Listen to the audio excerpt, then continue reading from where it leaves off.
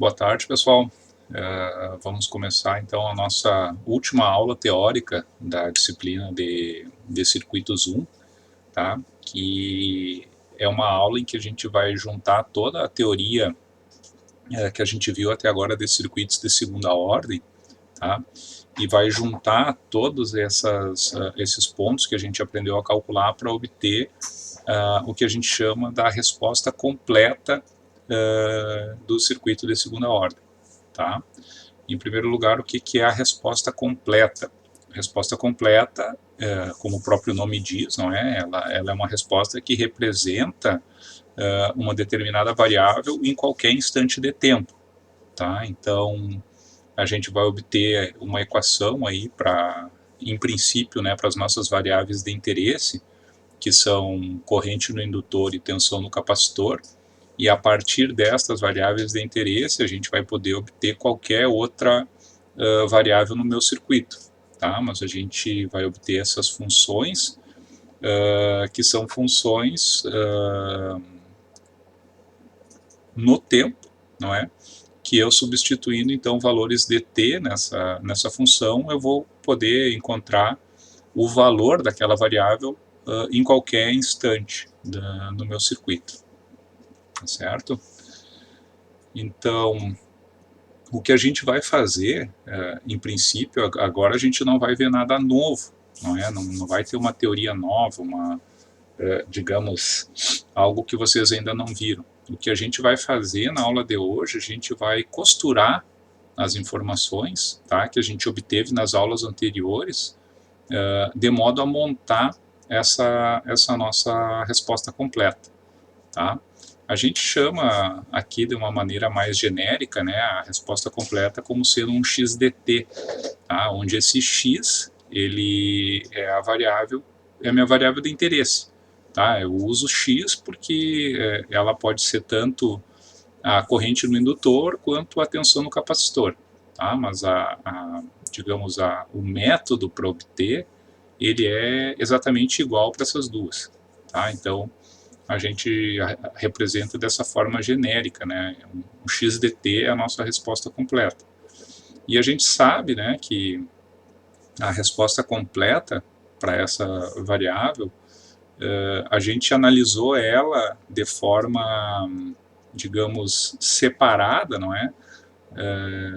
Como lá na solução de equações diferenciais vocês viram a questão da resposta homogênea, da resposta particular, nós chamamos aqui de resposta natural, tá? Que a resposta natural, vocês estão lembrados, que ela sempre tende a zero, não é? Ou seja, à medida que vai passando o tempo, ela vai diminuindo do seu valor inicial, não é? Até estabilizar em zero. E a resposta forçada, né? Onde a resposta forçada ela vai ser, para o nosso caso, um valor contínuo. Tá? Por que é um valor contínuo? Porque a gente está trabalhando com o circuito CC. As nossas fontes são contínuas, logo a resposta forçada, que é o valor no qual vai estabilizar, digamos, uma tensão no capacitor, uma corrente no indutor, vai ser um valor CC. Tá? Então a gente viu, né, nas últimas duas aulas, a gente aprendeu a respeito da resposta natural, né, sendo que ela pode ser de três tipos, dependendo das raízes da equação característica. Não é? Ela pode ser superamortecida, criticamente amortecida e subamortecida. E essa, digamos, essa resposta natural que a gente obteve, ela sempre vai ter duas constantes arbitrárias, não é? A gente chamou de A1 e A2, e também B1 e B2 no caso da subamortecido, tá? Então, a gente precisa, digamos, encontrar os valores dessas constantes arbitrárias a partir das condições iniciais que a gente calculou lá na primeira aula dessa parte. A gente viu como calcular as condições iniciais, né, que seria a condição inicial e a derivada da condição inicial. E essas duas condições iniciais, então, são o que a gente precisa para obter os valores das duas constantes arbitrárias, tá? Mas apesar de que as constantes arbitrárias elas fazem parte da resposta natural do xn dt, eu só posso calcular o valor dessas constantes na minha resposta completa, tá? Então eu preciso, digamos, somar a minha resposta natural com a minha resposta forçada, e aqui na minha resposta completa é onde eu vou substituir as condições iniciais, tá? Que seria um x d zero e um x' d zero, tá? Seria as duas condições iniciais aqui na minha resposta completa, tá? E aqui, como eu já tinha comentado, a minha resposta forçada ela sempre vai ser uma constante para o caso desse circuito CC, tá? Se eu estiver trabalhando, por exemplo, com um circuito senoidal, tá? Uma fonte senoidal alimentando, a minha resposta forçada vai ser uma senoide, tá? Então ela sempre vai ter o mesmo formato da fonte, não é, que estiver alimentando aquele circuito. Então, pessoal, para eu obter a resposta completa da minha variável de interesse, eu preciso seguir um procedimento passo a passo, né, para determinar os vários parâmetros do meu circuito. Tá? Vocês já sabem que eu tenho que determinar a condição inicial, derivada da condição inicial, resposta forçada, resposta natural e a partir daí a resposta completa. Tá? Mas o que eu vou fazer aqui é colocar, digamos, todos esses cálculos, a obtenção de todas essas informações dentro de um procedimento, tá? Porque se vocês obterem esses valores sem ter um procedimento, cada um vai fazer de uma maneira diferente, tá? Ou mesmo vocês vão obter os valores, mas não vão saber como montar uma resposta completa a partir desses valores, tá? Então o que a gente vai ver vai ser agora na sequência dos próximos slides como que a gente obtém cada um desses 5 pontos, tá, pessoal? Então olha só, esse aqui são os 5 pontos que a gente precisa obter: condição inicial, derivada da condição inicial, resposta forçada, resposta natural, e a partir destas 4 aqui de cima, a gente obtém a resposta completa, tá? Então a gente vai ver agora separadamente cada um desses pontos, tá? Como que eu obtenho eles, em que instante de tempo, tá? Se é em t menor do que zero, se é em t maior do que zero, se é em t igual ao infinito, tá? Como que eu tenho que considerar os meus elementos nessas análises, tá? Por exemplo, em um caso eu considero o capacitor no circuito aberto, o indutor um curto-circuito, em outros casos não, tá? Isso aí eu vou ter que verificar também, né? Também eu vou estabelecer para vocês, não, para determinar tais informações eu preciso considerar as fontes independentes, para outras eu tenho que desabilitar as fontes independentes, tá? Então a gente vai ter agora aqui uma sequência de slides que vai mostrar exatamente em que condições que tem que ser obtido cada uma dessas 5 informações que a gente tem, tá?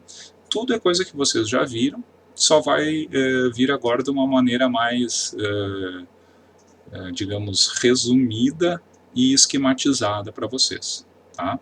Mas se tiverem dúvida por que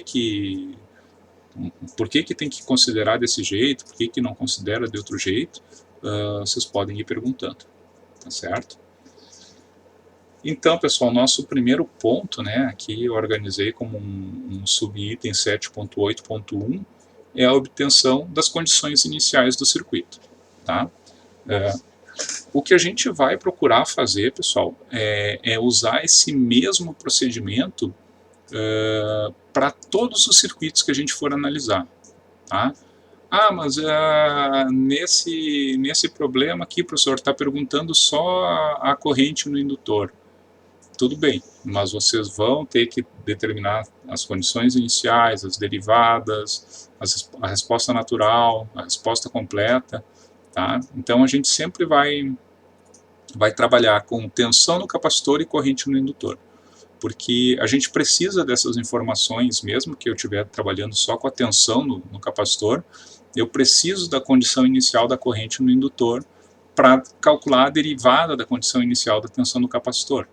Então, esse procedimento aqui que eu vou passar para vocês não vai depender do tipo de circuito que estiver sendo analisado. Tá? Vocês sempre vão usar o mesmo procedimento para todos os circuitos. Tá? Então, sempre o primeiro passo é a obtenção das condições iniciais. Tá? Condição inicial do quê? Sempre tensão no capacitor, corrente no indutor. Tá?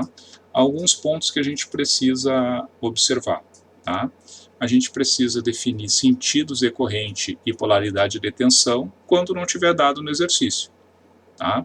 Então, por exemplo, se vocês recebem um exercício para fazer que já está estabelecido qual é geralmente a gente trabalha com tensão no capacitor ou corrente no indutor, vocês respeitam esses valores, né? Na verdade, a polaridade e o sentido. Tá? Se não foi dado, vocês vão ter que estabelecer, tá? Uma polaridade para tensão em capacitor e um sentido para corrente no indutor. E lembrem que esses elementos eles têm que respeitar a convenção do elemento passivo. Tá? Ou seja, vocês vão precisar, lá no nosso segundo passo, né, que é o passo da derivada da condição inicial, vocês vão precisar da corrente no capacitor e da tensão no indutor, né, para poder obter a derivada da condição inicial. Então, por exemplo, num capacitor, né, se já está estabelecido qual é a polaridade da tensão, vocês vão ter que fazer a corrente do capacitor entrando pelo terminal positivo de tensão. Tá? Se não tinha a tensão, vocês vão estabelecer onde que é o positivo e vocês vão ter que colocar a corrente do capacitor entrando pelo positivo. Tá? Da mesma forma, o indutor. O indutor a gente trabalha com corrente, né? Então, se já tiver estabelecido o sentido da corrente no indutor, vocês têm que colocar a tensão no indutor, né? Sempre a polaridade positiva onde a corrente está entrando. Tá? Isso aí é uma coisa que a gente já vem trabalhando lá desde o começo da disciplina, né? Mas não custa lembrar aqui. Então, qual é o procedimento para obter essas condições iniciais? Redesenhar o circuito para T menor do que zero. Tá?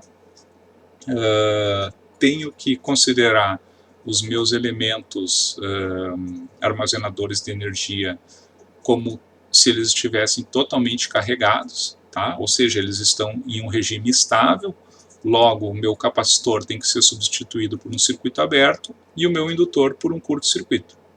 Tá? E, finalmente, eu vou determinar a tensão no circuito aberto, que era onde estava o capacitor, né, que é o meu VC de 0-, e a corrente no curto-circuito que está no lugar do meu indutor, tá? Que é o meu IL de 0-. Tá, pessoal? Lembrando, né, que a tensão no capacitor e a corrente no indutor não podem mudar instantaneamente. Então, em 0+, não é, que é o meu próximo ponto aqui, eu sei que a tensão no capacitor vai seguir com o mesmo valor que eu calculei nesse ponto aqui, né? E a corrente no indutor vai ter o mesmo valor também, certo? Então, esse aqui é o primeiro passo, vocês já sabiam como fazer, né, as condições iniciais. E aqui, né, claro que eu tenho que considerar todas as fontes independentes que vão estar conectadas no meu circuito para T menor do que zero. Senão as condições iniciais seriam todas zero, né? Agora, o meu segundo passo, tá, o 7.8.2, é determinar as derivadas das condições iniciais. Tá? As derivadas das condições iniciais, lembrem que ela é a minha segunda condição inicial. Tá? Ou seja, como eu tenho que obter duas constantes arbitrárias, eu vou precisar de duas condições iniciais. Então, se eu estiver trabalhando com corrente no indutor, eu vou precisar de IL D0 e DIL D0 DT, tá? Seria esse daqui, né?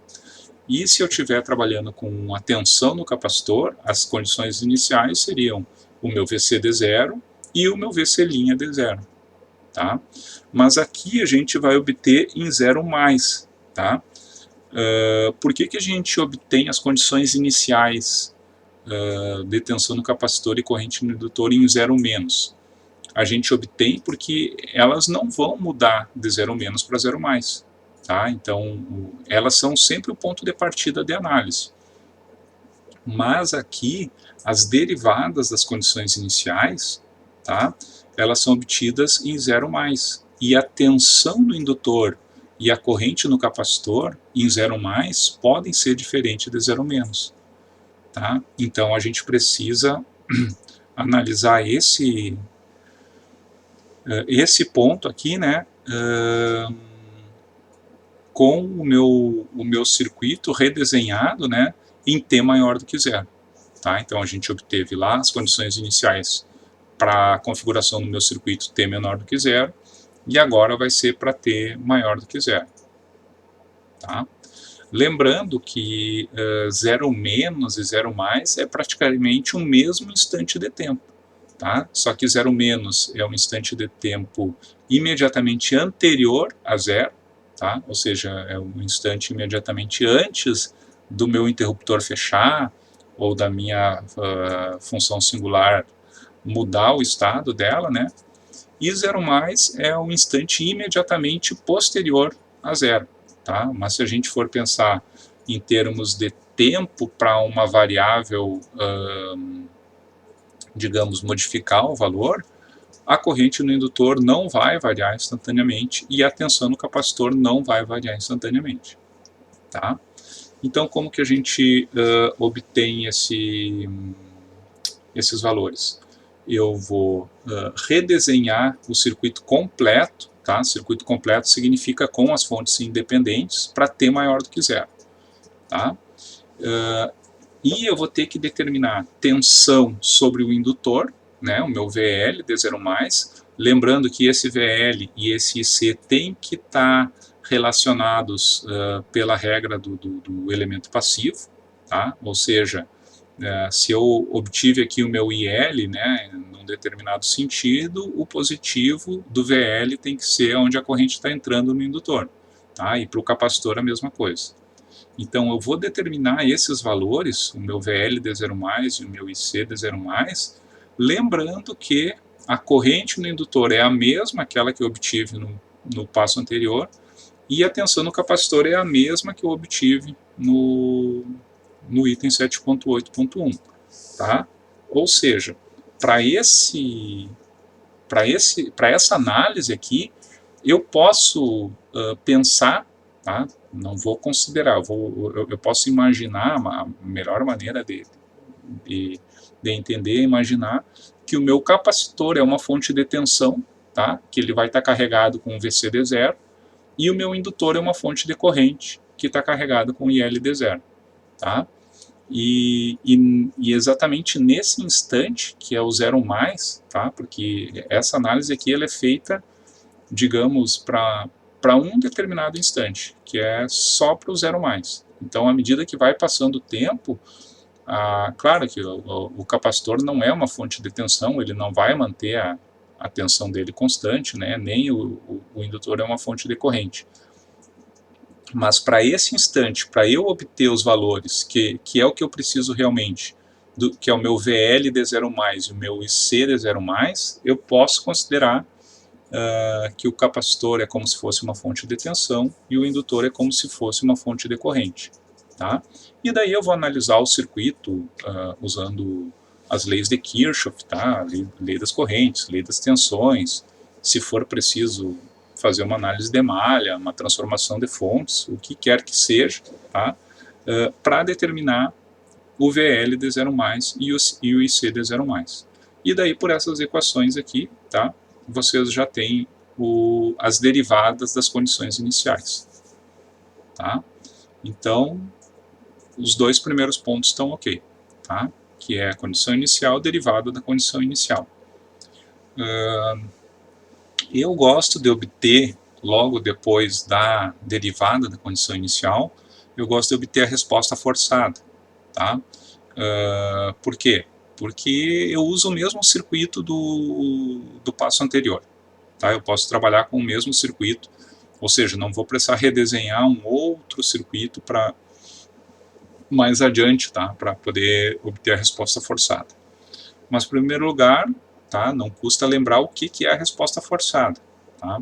Ela é a resposta estável, decorrente no indutor e tensão no capacitor, depois que o circuito estabiliza para T maior do que zero. Tá? Então, por exemplo, eu tinha lá a minha condição inicial, né, para T menor do que zero, que a condição inicial, que é um valor de tensão no capacitor e um valor de corrente, né, para o indutor, e eu apliquei digamos, uma perturbação no meu circuito. Tá? Eu fechei uma chave, eu fechei um interruptor, ou eu conectei uma outra fonte, ou conectei uma outra carga, tá? Eu vou aplicar uma perturbação. O que vai acontecer com esse circuito? Ele vai, digamos, sofrer um transitório, tá? Ele vai sofrer um transitório que está relacionado lá com a resposta natural, então aqui nem nos importa ainda, tá? Mas depois desse transitório, como o próprio nome diz, ele é transitório, ele termina, né? O meu circuito passa a estabilizar em novos valores, tá? De tensão no capacitor e de corrente no indutor. E esses novos valores são a resposta forçada do meu circuito. Tá? Então, digamos, a topologia do circuito ela é a mesma do passo anterior. Tá? Ou seja, eu redesenho o circuito para T maior do que zero, considerando as fontes independentes. Tá? Elas têm que permanecer no meu circuito para T maior do que zero. Tá? A diferença é que eu passo a considerar o capacitor como um circuito aberto e o indutor como um curto-circuito. Tá? Vocês estão lembrados que no passo anterior eu disse para considerar o capacitor como uma fonte de tensão e o indutor como uma fonte de corrente. Aqui é diferente. Aqui o capacitor é considerado como um circuito aberto, tá? Porque quando o capacitor se carrega totalmente e não tem mais variação de corrente, quando não tem variação de tensão, a corrente nele é zero, logo ele é um circuito aberto. E o meu indutor, da mesma forma, ele é substituído por um curto, tá? Porque quando ele está estável, sem variação de corrente sobre o indutor, a tensão nele é zero, logo ele é considerado um curto. E daí eu faço aquele mesmo procedimento lá que eu fiz para obter a condição inicial, tá? Que é determinar a tensão no circuito aberto, que é é a resposta forçada de tensão no capacitor, e a corrente no curto-circuito, onde o curto-circuito que substituiu o indutor, tá? Que é a minha resposta forçada de corrente no indutor. Tá? Então, esse aí seria o meu terceiro passo. Então, eu já tenho condição inicial, eu já tenho resposta forçada, o que falta agora é a minha resposta natural. Tá? Que, como eu falei, ela é que representa o transitório, não é? Digamos, a maneira com que as variáveis de interesse, as tensões, as correntes no meu circuito vão sofrer variação entre t igual a zero, tá? Que foi quando eu apliquei uma perturbação no circuito, e o que eu chamo de t igual a infinito. Tá? O t igual a infinito é digamos, o ponto em que eu não tenho mais variação, ou seja, que o meu transitório terminou. Tá? Então, como que eu obtenho essa resposta natural? Vocês devem estar lembrados que a resposta natural ela é a resposta do meu circuito somente às condições iniciais, tá? Ou seja, sem considerar as fontes independentes. Tá? Então eu preciso redesenhar o circuito para T maior do que zero, tá? Desabilitando as fontes independentes. Tá? Ou seja, Fonte de tensão eu substituo por um curto-circuito, fonte de corrente substituo por um circuito aberto. Tá? Nesse circuito equivalente, tá? Esse circuito em que eu redesenhei ele para ter maior do que zero, tirei as fontes independentes, geralmente ele vai ter um indutor e um capacitor, tá? Ele vai ter dois elementos que armazenam energia, que pode ser também dois indutores ou dois capacitores, tá? Tanto faz. E além desses elementos que armazenam energia, eu vou ter resistores, tá? E posso ter fontes dependentes, tá? Então, se eu tiver só resistores, além do indutor e do capacitor, eu posso verificar se existe a possibilidade de associar os resistores, tá? Para que eu vou associar? Porque, digamos, o meu objetivo primeiro na análise desses circuitos é que o meu circuito se encaixe num caso RLC série ou RLC paralelo. Tá? Por quê? Porque eu já sei a resposta. Tá? Eu já tenho a resposta padrão para esses dois tipos de circuito. Então, se possível, eu vou associar os resistores, tá? E chegar num circuito simplificado do tipo RLC. Tá? Tanto faz série ou paralelo. Bom, então, quando eu fizer essa redesenhar, associar resistores, se possível, eu vou ter três possibilidades de circuito, tá? Que seria o caso RLC série, ou RLC paralelo, ou o circuito genérico. Tá? O circuito genérico é aquele que não é nem RLC série, nem RLC paralelo. Então, para os casos, né, RLC série e RLC paralelo, eu já tenho uma equação que define direto o meu alfa e outra para o meu ômega zero. Tá? Então, se for do tipo RLC série, meu alfa é R sobre 2L e ômega zero é 1 sobre raiz de LC. Se for RLC paralelo, alfa é 1 sobre 2RC e ômega zero é 1 sobre raiz de LC.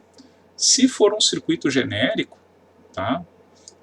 Que não se encaixa em nenhum desses casos anteriores, eu vou ter que equacionar o meu circuito, tá? Eu já mostrei isso aí na aula passada para vocês. Conseguir um sistema de equações que estejam em função de corrente no indutor e tensão no capacitor. Eu vou isolar uma das variáveis, substituir na outra equação, e vou chegar numa equação diferencial de segunda ordem. Tá? Quando eu chegar numa equação diferencial de segunda ordem, do tipo, vamos supor, a derivada segunda da tensão do capacitor mais 10 vezes a derivada da tensão do capacitor mais 5 igual a zero. Tá? Isso significa, eu posso transformar essa derivada segunda, tá, nessa equação aqui, porque essa aqui é a equação característica do meu circuito. E ela está relacionada com o que está multiplicando aqui, o S ao quadrado seria a derivada segunda, o S é a derivada, tá? Então o que está multiplicando o S é 2 vezes alfa. Então, nesse caso que eu falei, se eu tivesse 10S, quer dizer que 2α é igual a 10. Logo, meu alfa seria igual a 5. Mais ômega zero ao quadrado, que é o que está multiplicando a função que não está sendo derivada, não é? Então, por exemplo, se eu tivesse aqui mais 5 VC igual a zero, quer dizer que 5 é igual a ômega zero ao quadrado. Logo, ômega zero seria a raiz de 5. Tá? E daí eu chego também para o circuito genérico, para o valor do alfa e do ômega zero do circuito genérico. Tá? Então, o que me interessa para a minha resposta natural são os valores de alfa e de ômega zero. Tá? Bom, nesse ponto aqui eu obtive então esses dois valores, alfa e ômega zero. O que eu preciso fazer agora? Eu preciso analisar em qual dos casos que se enquadra a minha resposta natural. Tá? Se ela é no caso superamortecido, se é o caso criticamente amortecido ou se é o caso subamortecido. Tá? Que vai depender da relação entre alfa e ômega zero. Tá? Ou seja, alfa maior que ômega zero, no meu caso superamortecido. Se o alfa é igual ao ômega zero, no meu caso, eu criticamente amortecido. E se o meu alfa é menor que o meu ômega zero, eu estou no caso subamortecido. Tá? E cada um desses casos, então, eu vou ter uma resposta natural, tá? Que isso aqui foi o que a gente analisou na última aula, tá? Que vai ter diferentes funções para cada uma delas. Tá? Ou seja, no caso superamortecido, eu vou ter a soma de duas exponenciais decrescentes, tá? Onde o meu S1 e o meu S2 dependem aqui dos valores do alfa e do ômega zero que eu já obtive no caso anterior. Tá? Então eu calculo S1 e S2 por essa equação aqui, que é a solução da Bhaskara, não é? E substituo o valor de S1 e S2 aqui na expressão da resposta natural. Tá? O caso criticamente amortecido, quando o meu alfa é igual ao meu ômega zero, quer dizer que por exemplo, se eu fosse calcular aqui, né, digamos, as raízes, eu teria só uma raiz, né, menos alfa. E esse menos alfa aparece aqui, não é? Então eu teria a resposta natural e na menos alfa t, que multiplica um polinômio de primeiro grau. Tá? A gente viu na aula passada como que a gente chega nesse polinômio de primeiro grau aqui. Tá? Então a gente teria esse formato aqui para a resposta natural. E para o caso subamortecido, quando o meu alfa é menor que o meu ômega zero, eu chego numa resposta natural composta de uma exponencial decrescente, tá? Ou seja, esse termo aqui vai fazer com que a resposta natural tenda a zero à medida que o meu tempo vai passando, tá? Mas enquanto ela não zera totalmente, eu tenho uma variação senoidal no tempo da minha resposta natural, dada por esse termo aqui, que é B1 cosseno de ômega dt, mais B2 seno de ômega dt. Tá? Onde o meu ômega d, eu coloquei ele só aqui nesse caso, né, porque ele só é usado aqui, ele seria igual a raiz de ômega zero ao quadrado menos alfa ao quadrado. Tá? Então, esse aqui é o procedimento para obter a resposta natural. Tá? Então, depende de se eu estiver trabalhando com a variável de interesse tensão no capacitor. Isso aqui seria um VCN dt, tá? Ou se eu estivesse trabalhando com a corrente no indutor como variável de interesse, eu teria aqui um ILN dt. Tá? Então eu procuro diferenciar com o N aqui, para que você saiba que isso aqui é a resposta natural, tá? Não é a resposta completa ainda do circuito. Ele só vai ser a resposta completa se a minha resposta forçada for igual a zero. Tá? Que no caso da resposta forçada ser igual a zero, a resposta completa fica igual à resposta natural. Então, pessoal, finalmente a gente chega no quinto, digamos, no quinto passo desse procedimento, que ele é puramente agora matemático. Tá? Ele não tem mais análise de circuito, eu não preciso redesenhar circuito, eu não preciso considerar fonte, se ela fica ainda no circuito, se ela é desabilitada, não preciso fazer nenhuma análise mais de análise de circuitos. O que eu preciso fazer é pegar os valores que eu obtive nos 4 passos anteriores e montar a minha resposta completa. Tá? Então, como é que eu faço isso? O primeiro passo é determinar matematicamente a minha função x dt, tá? Que x dt é a resposta completa.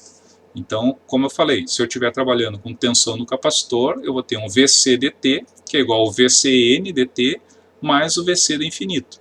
Tá? E se for corrente no indutor, mesma coisa. Tá? Então, eu tenho que obter essa expressão. Tá? Vocês devem estar lembrados que a única informação que eu não tenho ainda nesse ponto aqui é o valor das constantes arbitrárias. Tá? As constantes arbitrárias, elas são aqui da minha resposta natural, né? Podem ver aqui, ó, a resposta natural do caso superamortecido, A1 e A2. criticamente amortecido, também tem o A1 e A2. E no caso subamortecido, a gente fez uma mudança de variáveis lá para simplificar um pouco a resposta, né? Então por isso que eu chamo de B1 e B2, tá? Mas são constantes, certo? E como que eu obtenho essas constantes? Através das condições iniciais do meu circuito aplicadas na resposta completa. Então a primeira coisa que eu vou fazer é obter a resposta completa, tá? Tenho que obter a derivada da resposta completa, tá? Ou seja, eu vou precisar derivar, isso aqui é um processo matemático, não é? Por que eu preciso derivar? Porque como eu vou aplicar as minhas condições iniciais de condição inicial e derivada da condição inicial, para eu aplicar a derivada da condição inicial, eu tenho que aplicar essa derivada na derivada da função, né? Então eu preciso derivar a minha resposta completa, tá? E então agora eu aplico a condição inicial, tá? Que é aquela que a gente obteve lá no primeiro item, né? 7.8.1, no xdt fazendo t igual a zero, certo? Ou seja, quando eu fizer t igual a zero, né? Se a gente for pegar aqui, por exemplo, né? No caso superamortecido, fica A1 vezes E na zero, né? Eu substituo T igual a zero aqui, E na zero é 1, mais A2, E na zero, né? Ou seja, a resposta natural fica A1 mais A2, mas como eu tenho que aplicar nessa resposta completa, né?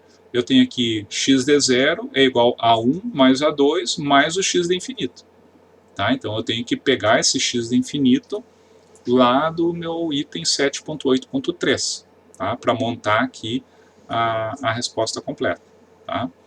Mas então eu substituo t igual a zero nessa função e igualo ao valor que eu obtive lá no item 7.8.1, né?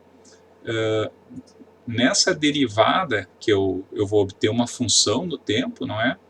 Eu tenho que também aplicar t igual a zero, né? Substituir t igual a zero nela, e daí vou usar a derivada da condição inicial que eu obtive lá no item 7.8.2. Tá? E com esses dois, digamos, eu ficaria com duas equações aqui, não é? E duas variáveis. Então eu vou cair num sistema que vai me permitir calcular as minhas variáveis arbitrárias, né? O A1 e o A2, ou B1 e B2 para o caso subamortecido. Tá?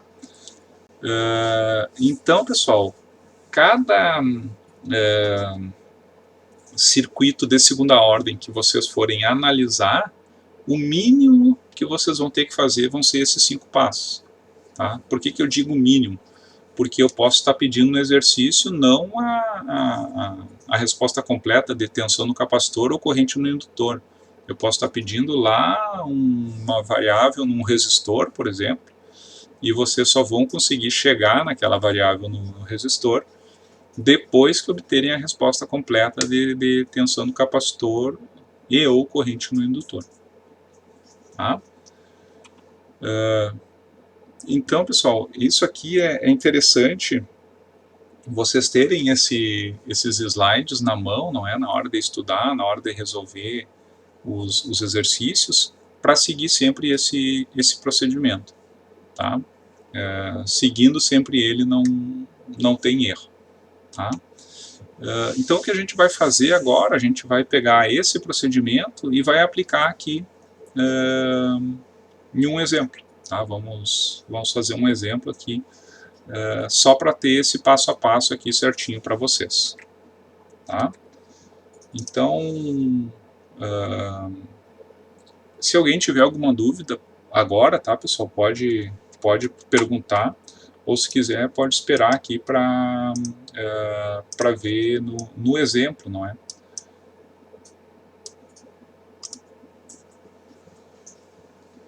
Então, pessoal, aqui nesse exemplo específico, né, a primeira coisa que eu tenho que ver é o que está sendo pedido no exercício, né? Ele está me pedindo aqui para calcular o I, né, que é a corrente naquele indutor ali, para T maior do que zero. Ou seja, eu quero saber a resposta completa do meu I dt, certo? meu IDT. Eu sei que esse meu IDT, ele é igual ao meu... Vou chamar de IL aqui, tá, pessoal, para a gente não mudar nomes de variáveis, tá? Vou chamar ele aqui também, ó, IL, e esse aqui seria IL, tá? Só para a gente deixar bem claro ali que é no indutor, tá? Então, eu sei que o meu IL é a resposta natural mais a minha resposta forçada, tá? E que eu vou precisar das condições iniciais para calcular esse LDT. Tá? Então, a primeira coisa que eu vou fazer, pessoal, eu vou seguir o meu procedimento. Tá? Então, eu vou lá para o meu item 7.8.1. O que eu vou fazer nesse item? Redesenhar o circuito para T menor do que zero, substituindo o capacitor por um circuito aberto e o indutor por um curto, determinar a tensão no circuito aberto e a corrente no curto. Tá? Então, vou fazer esse procedimento. Então, para T menor do que zero, aquela chave ali está fechada, né? Então eu vou ter esse circuito aqui, ó. Vou ter 16 volts, 2 ohms, não é? Ali vai ser um curto. O meu indutor vai ser um curto-circuito, né? E aqui estaria o meu IL D0 menos, tá? Esse aqui é um circuito para T menor do que zero, tá? É o primeiro ponto lá. E o meu capacitor, um circuito aberto. Tá? E aqui estaria o meu VC D0-. Tá, pessoal? Então aqui vocês podem ver, né, que apesar do circuito ali ser um pouco mais complexo, quando a gente considera só para T menor do que zero, substituindo o indutor por um curto, capacitor por um circuito aberto, muitas vezes vai ficar um circuito bem simples. Né? Vocês podem ver aqui que o IL D0- é igual a 8 amperes, né? E o meu VC D0-, ele é igual a 0 volts. Tá? Sempre que eu tiver o meu capacitor em paralelo com o meu indutor, tá? Sempre quem vai comandar vai ser o indutor, né? Ele vai ser um curto e a tensão nesse curto é zero, então sempre que os dois estiverem em paralelo, a condição inicial de tensão no capacitor vai ser zero. Tá? Isso aí é uma coisa que a gente tinha comentado numa aula anterior, até, acho que foram até os colegas que chegaram nessa conclusão. E a recíproca é verdadeira, né? Ou seja, se eles estiverem em série, quem manda é o capacitor, né? O capacitor vira um circuito aberto, não tem corrente circulando, logo, se os dois estiverem em série, a corrente inicial no indutor sempre vai ser zero. Tá?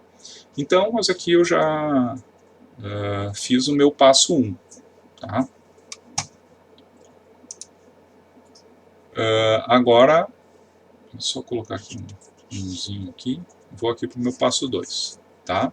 Passo 2, vocês podem ver aqui na sequência dos slides, né, o que eu tenho que fazer.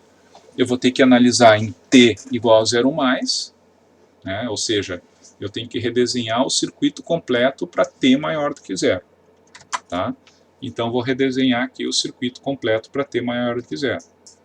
Eu sigo tendo a fonte de 16 volts. Tá? Agora ali, ó, pessoal, quando o meu T for maior do que zero, aquela chave vai abrir. Logo, os dois resistores vão estar em série e eu vou ter um resistor aqui de 8 ohms. Certo?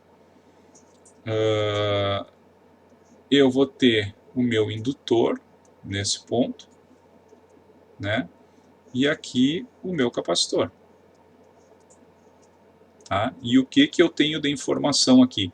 Eu estou trabalhando em T igual a 0 mais. Tá? Então eu sei que a corrente no indutor aqui, ó,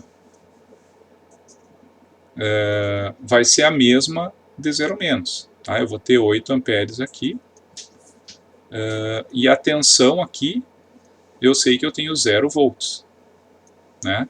Porque não muda de 0 menos para 0 mais. A corrente no indutor e a tensão do capacitor. Tá? Mas o que eu quero saber? Eu quero saber esse meu VL aqui. Tá? Vou tentar colocar aqui ó, de 0 mais, que é o que me interessa. Tá? E eu quero vou colocar aqui assim, IC de 0 mais. Ah, isso aí é o que me interessa. Então, pessoal, agora eu tenho que encontrar esses valores. Tá? Vocês podem ver ali ó, que o VL de 0 mais,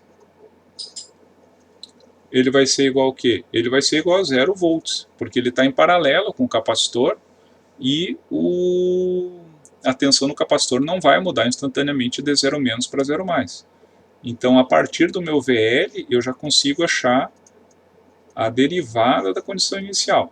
Tá? DIL de 0 mais dt é igual a VL de 0 mais sobre L, né? Que isso aqui vai ser igual então a zero.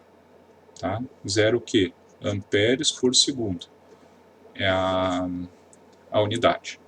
Tá? Agora eu preciso encontrar aquele meu IC de 0 mais.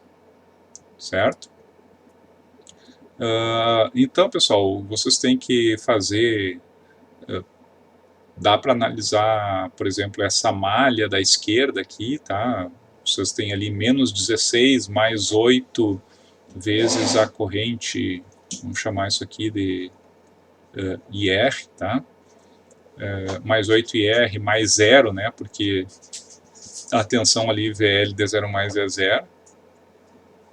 Ou vocês podem fazer transformação de fontes aqui, né? De 16 volts com 8 ohms fica 2 amperes em paralelo com 8 ohms, tá? Mas vocês vão ver, de qualquer forma, que a corrente que chega aqui é 2 amperes, certo? Então, eu tenho que aplicar aqui a lei das correntes de Kirchhoff nesse nó para achar o meu IC de 0 mais, certo? Então, eu tenho que 2, é a corrente que está entrando no nó, vai ser igual a 8 mais o IC de 0 mais. Tá? A somatória das correntes que entram é igual ao somatório das correntes que saem. Daqui eu tiro que meu IC de 0 mais, ele vai ser menos 6 amperes. Tá? Logo, daqui eu tiro que a derivada da tensão no capacitor em 0 mais, dt, é IC de 0 mais sobre C. Tá? Ou seja, é igual a menos 6 dividido por 1 sobre 80. Tá? Isso aí vai dar... deixa eu ver aqui, deve dar 480, acho eu. 480. Tá? Então... Opa.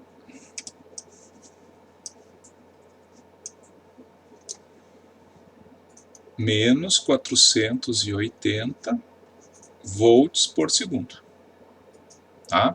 O que tem que chamar a atenção aqui, pessoal, de vocês é o seguinte, ó, como eu considerei o mais da tensão do capacitor aqui, a corrente que eu tenho que considerar o sentido é entrando pelo terminal positivo de tensão. Tá? Da mesma forma aqui, ó, vocês podem ver que o IL está dado descendo no indutor. Tá? Logo, o positivo está em cima e o negativo está embaixo. Tá? Isso aí vai ser importantíssimo para determinar esse sinal aqui, ó, de menos, na derivada da condição inicial. E esse sinal tem que ser considerado depois para quando eu for calcular as minhas, digamos... Eu tenho que usar o sinal para calcular as constantes arbitrárias. Tá? Bom, pessoal, terceiro ponto, tá? Lá que seria o 7.8.3. Vou colocar ele aqui do lado. Tá? O que eu tenho que calcular nesse ponto? As respostas forçadas, tá? Em t igual a infinito. Então, é no mesmo circuito anterior, só que considerando o indutor um curto e o capacitor um circuito aberto. Tá? Então, vou redesenhar ele aqui. Tá? Só substituindo o indutor por um curto e o capacitor por um circuito aberto. Tá? O meu VC de infinito estaria nesse circuito aberto e o meu IL de infinito está circulando nesse curto. Tá? Logo, o meu IL de infinito é igual a 2 amperes e o meu VC de infinito é igual a 0 volts. Tá? Tá em paralelo com o curto-circuito. Tá? Bom, fiz os 3 primeiros passos. Tá? Vou colocar o quarto passo aqui embaixo. O que seria então o meu quarto passo? Vamos passar aqui, né, para relembrar. Eu tenho que redesenhar o circuito para T maior do que 0, desabilitando as fontes independentes. E daí eu tenho que verificar se encaixa, num caso, a RLC série, paralelo, ou se é um circuito genérico. Tá? Então, para T maior do que 0, desabilitando as fontes independentes, aquela fonte de tensão vira um curto. Né? Eu tenho aqui 8 ohms. Aqui eu tenho um indutor de 5 Henry. E o capacitor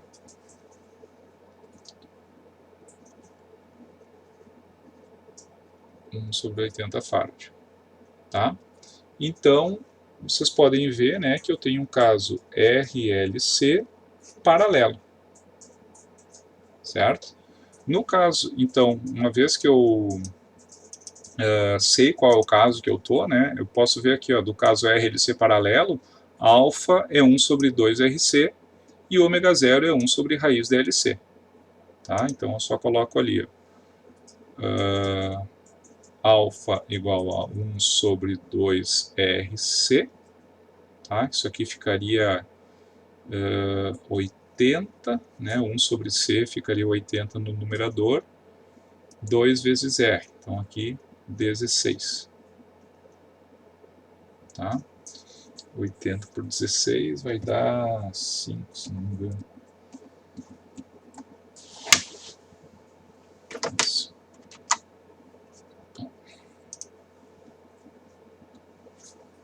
5.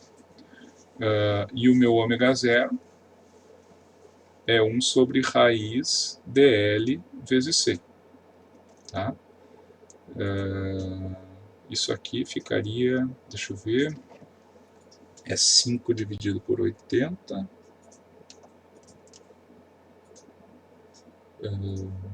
Raiz e o inverso disso. Então, é igual a 4. Tá?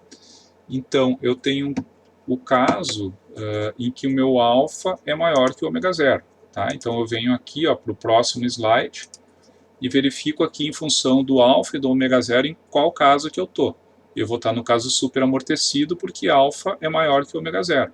Então, eu tenho que calcular aqui as raízes, né, S1 e S2, a partir dessa equação, onde S1, S2, S1, 2 no caso, né, é menos alfa mais ou menos raiz de alfa ao quadrado menos ômega 0 ao quadrado. Então,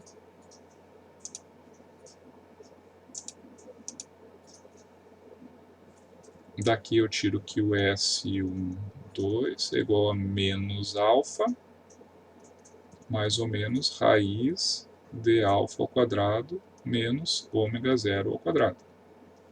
Tá? Isso aqui vai me dar, então, as duas raízes, né?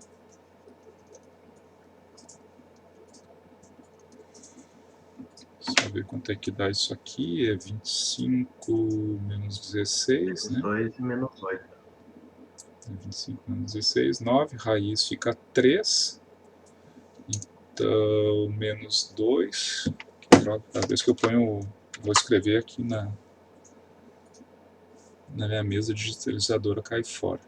Menos 2 e menos 8. Tá? Então, daqui eu encontro a minha resposta natural. Então, claro, agora eu tenho que pensar aqui um pouco no circuito, né? O que está sendo pedido aqui no exercício para vocês? Está sendo pedido o IL, né? A corrente no indutor. Então, eu vou aqui trabalhar com corrente no indutor. Tá? Então eu sei que a resposta natural da corrente, o meu ILN dt, vai ser igual a A1 E na S1T, né? Então E na menos 2T, mais o A2 E na S2T, ou seja, menos 8T. Tá? Então aqui eu obtive a resposta natural, passo 4, tá ok, certo? Vamos agora para o quinto e último passo, que é a obtenção da resposta completa. Tá? Então vocês vão ter aqui o último slide da análise, né? Que, como eu falei, a resposta completa ela é puramente matemática. Tá? Então, em primeiro lugar, eu preciso de uma equação aqui para o meu ILDT, né? Que é a resposta completa da corrente no indutor. Ele é igual ao quê? Ao ILN dt mais o meu IL de infinito. Tá? Então, o meu IL dt é A1 E na menos 2t mais um A2 E na menos 8t mais o meu IL de infinito que eu obtive aqui no passo 3. Né? No passo 3 eu achei que a resposta forçada é 2 amperes. Então, mais 2. Tá? Como comentei antes, né, eu já vou derivar o meu ILDT, vou chamar aqui IL''dt, tá?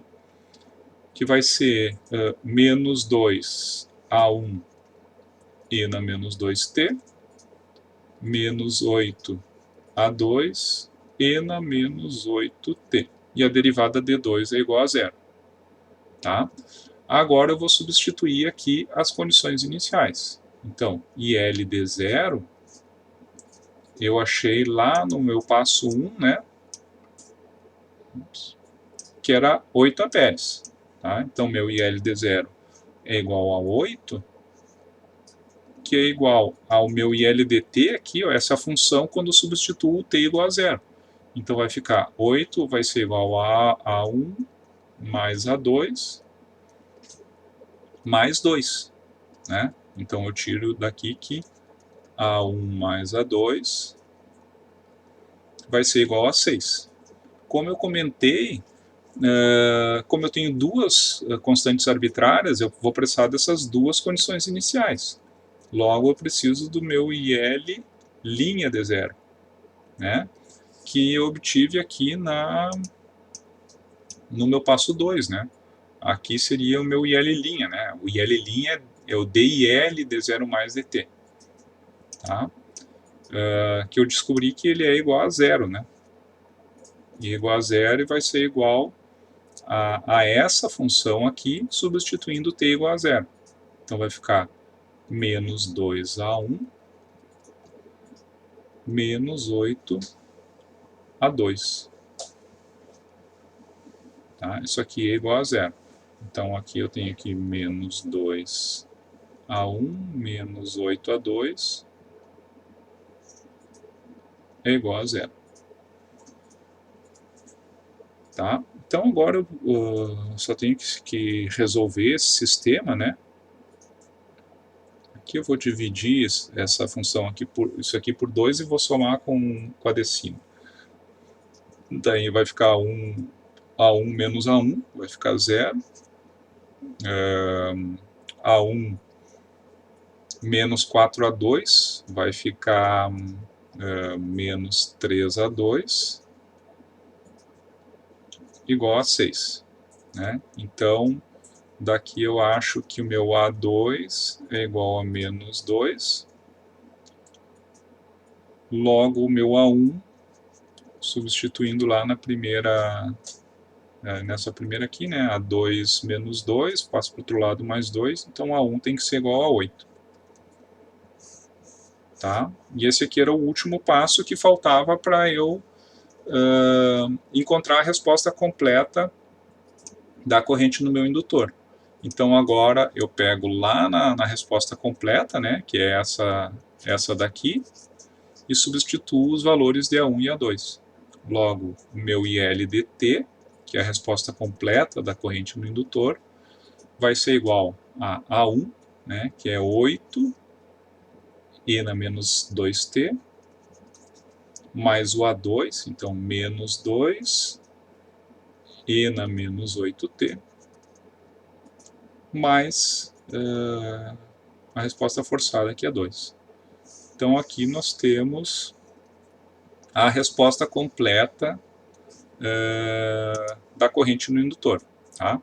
Ou seja, uma expressão aqui que, se eu substituir t igual a zero, eu tenho que achar a condição inicial. Né? Por exemplo, t igual a zero, eu ficaria com 8 menos 2 mais 2. Condição inicial, 8, né? O que a gente achou lá no passo 1. Né? Se eu substituir t igual ao infinito, por exemplo, eu tenho que achar a resposta forçada. Né? T igual ao infinito, eu ficaria, os dois primeiros termos exponenciais tendem a zero, eu ficaria aqui com IL de infinito igual a 2, né? Que é o que a gente obteve aqui no passo 3, que é a resposta forçada. Tá? E da mesma forma, se eu substituir qualquer valor intermediário de t aqui, tá? T igual a 1 segundo, 2 segundos, 3 segundos, tá? Eu vou tendo aqui o valor do meu IL de t, que é justamente o que me dá a resposta completa, né? Que é uma função, uma equação que, digamos, me representa todo o comportamento nesse caso aqui da corrente no indutor, né, para qualquer t. Tá, pessoal? Então, para a gente fazer um circuito simples desse, tá? Ou mesmo complexo, eu sempre vou ter esses 5 passos aqui que eu estabeleci para vocês, tá? Ou seja, calcular a condição inicial, derivada da condição inicial, resposta forçada, resposta natural e resposta completa. Tá? E tudo que vocês precisam para saber todos esses passos está nesses slides aqui, né? Tudo esquematizado aqui, como que vocês têm que redesenhar o circuito, o que tem que considerar os elementos, né? Como circuito aberto, curto-circuito, e quando que trabalha com um circuito para t menor do que zero, para t maior do que zero, sendo o circuito completo, né, com as fontes independentes, ou então, no caso aqui da resposta natural, desabilitando as fontes independentes. Tá? Mas está tudo colocado aqui para vocês, inclusive com todas as equações, né, que vocês, para vocês não precisar ficar procurando nos slides anteriores, né, a partir das equações que foram colocadas aqui nos slides, vocês conseguem, então, resolver qualquer exercício. Tá certo?